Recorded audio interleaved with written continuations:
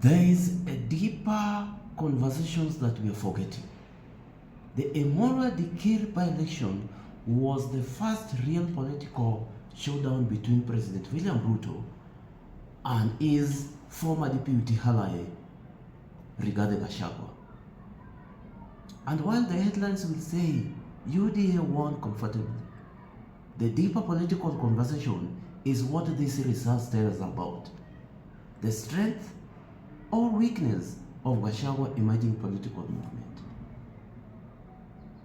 UDA candidates David Keter secured 18,266 votes against DCP candidate Vincent Rotich 10,760 votes. On paper, that is a decisive victory for Ruto. Yes, Gachagua can argue that getting over 10,000 votes in Ruto's backyard is impressive for a relatively new political outfit. And to some extent, that argument is fair. Any opposition force entering the president's political stronghold and marking such numbers has demonstrated potential. But politics is ultimately judged by outcomes, not effort.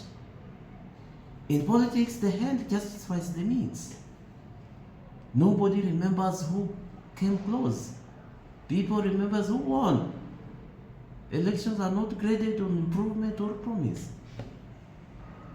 They are binary victory or defeat. And this is where the comparison between Gachagua today and Ruto before 2022 becomes very important.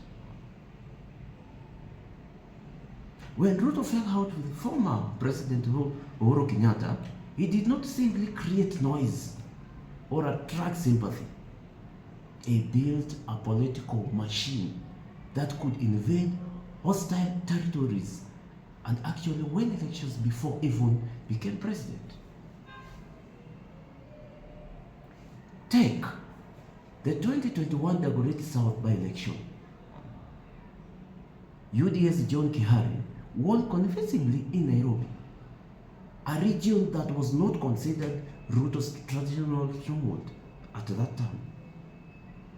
Then there was Masangweni by-elections in 2020, where Faisal Bahadur, backed by Ruto, aligned with UDA politics, defeated ODM in the Coast region, another area historically outside Ruto's dominance.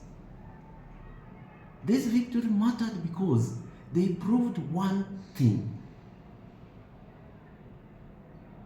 Ruto's movement was not just loud, it was electrically effective. That is the key difference that we should look at. Ruto demonstrated national political expansion before taking power. He showed he could penetrate enemy territory and convert momentum into victories. Gachagua, on the other hand, is still at the stage of proving competitiveness.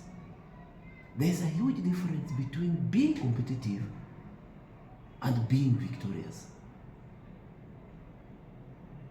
The Emurua Dikirr results therefore sends two simultaneous messages.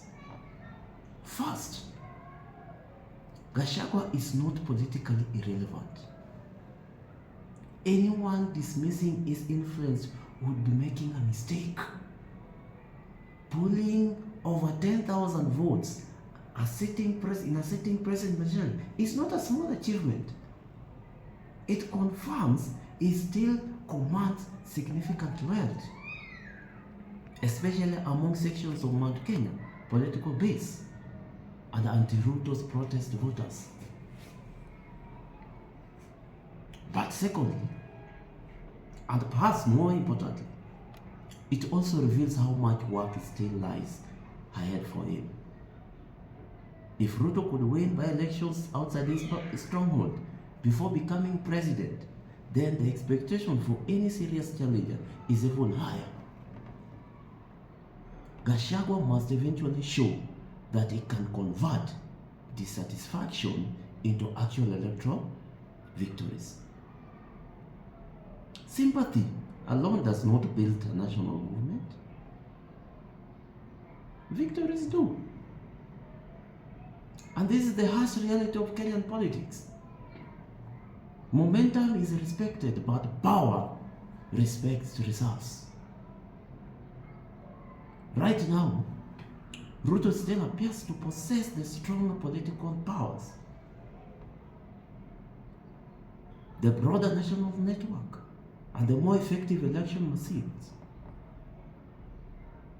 Gachagua may build in a resistance, but the resistance is not yet dominant. The Emurua Dikirr by-election was therefore not the arrival of a new kingmaker. It was merely the opening battle in what could become a long political war heading 2027.